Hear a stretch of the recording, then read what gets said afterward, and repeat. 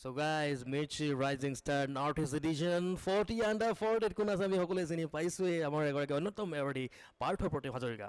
পাৰ্থদা কি খবৰ? ভাল ভাল আৰু পোনপ্ৰথমতে শুভেচ্ছা জ্ঞাপন কৰিছোঁ।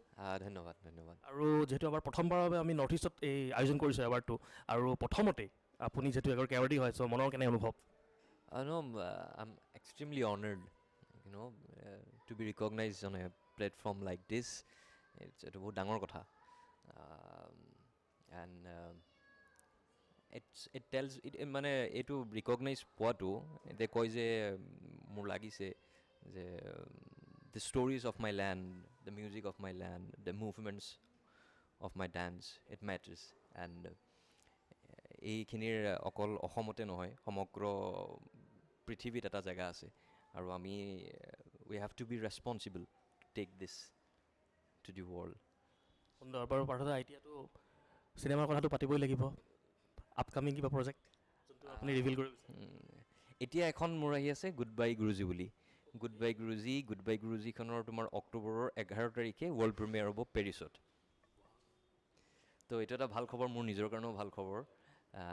পেৰিছত প্ৰিমিয়াৰ হোৱাটো ডাঙৰ কথা।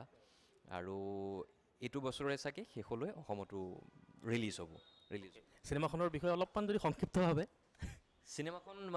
চিনেমাখন তোমাৰ অৰুণজিৎ বৰাই তোমাৰ ডিৰেক্ট কৰিছে, NFDCৰ প্ৰজেক্ট আছিলে। আৰু কাহিনীটো অসমৰ পটভূমি লৈ, অসমৰ সৰু এখন গাঁৱত তোমাৰ এজন টিচাৰ আহে। টিচাৰে কি ধৰণে এটা ব্যতিক্ৰমী ধৰণেৰে তেওঁ শিক্ষাটো প্ৰসাৰ কৰিব বিচাৰে সৰু সৰু ল'ৰা ছোৱালীবিলাকৰ মাজত, তাক লৈ ফিল্মখন বনাইছে। আৰু ভাওনা, অসমীয়া যিবিলাক থলুৱা সংস্কৃতি তাত আছে, তাৰ মাজেৰে কেনেকৈ শিক্ষকজনে জনপ্ৰিয় কৰি তোলে শিক্ষাটো, সেইবিলাক আছে। তো উই আৰ ভেৰি হোপফুল কি মানুহে ভাল পাব, সেয়াই আৰু। আচ্ছা, ইয়াৰ উপৰি আজি যেতিয়া আপুনি এৱাৰ্ডটো ল'ব, তাৰ মনৰ পৰা ভাবি আহিছেনে কিবা লাইন? মনৰ পৰা তেনেকৈ ভাবি অহা নাই, বাট মই এটা কথাই ভাবিছোঁ, যিহেতু এইটো rising star of North East, so' মোৰ এটা কথাই যে আছে, মোৰ অনুভৱ এটা ৰিয়েলাইজেশ্যন এটা হৈছে যে we have lot of stories in Northeast, and as a youth we have to take some time to explore it and understand deeply so that we can tell our stories to the world. এটা line জুবিনদাৰ ক'ব নেকি? মন যায়। Thank you পাৰ্থদা। Okay, cut. এতিয়া এটা লৈছোঁ আপোনাৰ পৰা পূজাৰ। অ'কে, হা, এইটো মানে ৰেকৰ্ড কৰি ৰাখিব। চ' পাৰ্থদা, এবাৰ পূজাৰ প্লেন কি? পূজা ক'ত চাব? পূজা তোমাৰ দিল্লীতে হ'ব মোৰ, কাৰণ মই 28 তাৰিখলৈকে আছোঁ ইয়াত। 28 তাৰিখৰ পৰা যাম, আৰু দিল্লীৰ মই থাকোঁ য'ত পূজা হয়, মানে CR পাৰ্ক, চিত্তৰঞ্জন পাৰ্ক। তো মোৰ ঘৰৰ আশে পাশে দিল্লীৰ চবতকৈ ডাঙৰ পূজাবিলাক হ'ব। দিল্লীতে হ'ব পূজা। আচ্ছা, আৰু যেতিয়া আপুনি গুৱাহাটীত থাকে বা গুৱাহাটীত যেতিয়া পূজা চাই, যে গুৱাহাটী কোনখন আপুনি কেতিয়াও মিছ নকৰে, মানে একদম ফেভৰেট যায়?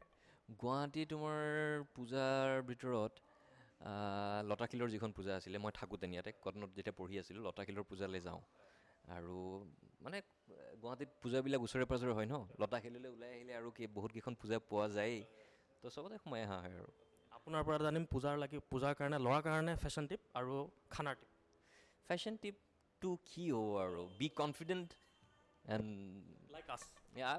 That's it, simple, be real, that's it. And খানাৰ টিপ? খানাৰ ট্ৰিপটো অসমত আহিলেতো মই অসমীয়া খানাৰ বাহিৰে বেলেগ খানা মনলৈ নাহে। পূজাটো অসমলৈ আহিলে মানে অসমীয়া খানাই, অসমত আৰু বেলেগ খোৱাৰ কোনো প্ৰশ্নই নাহে। বাহিৰত থাকিলে নাপায়, এইটো কাৰণে খাব লাগে, কিন্তু অসমত অসমীয়া বেষ্ট। থেংক ইউ পাৰ্থদা, থেংক ইউ ছ' মাছ।